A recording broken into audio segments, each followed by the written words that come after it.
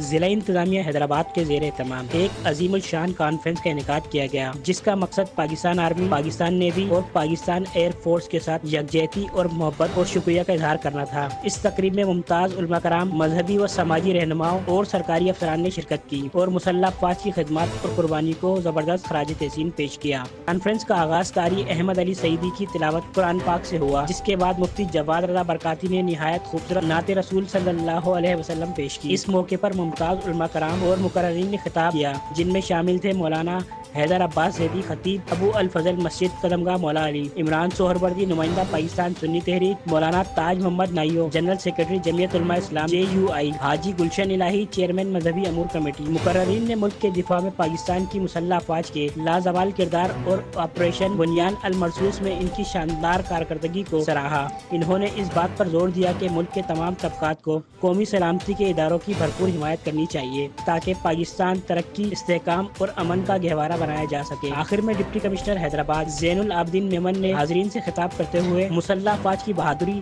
نظم و ضبط اور عزم و ہمت کو خراج تحسین پیش کیا اور پاکستان کی سلامتی و خود مختاری کے لیے ان کی خدمات کو سراہا۔ کانفرنس کا اختتام ملک کی ترقی، خوشحالی، امن اور استحکام کے لیے خصوصی دعا کے ساتھ کیا گیا۔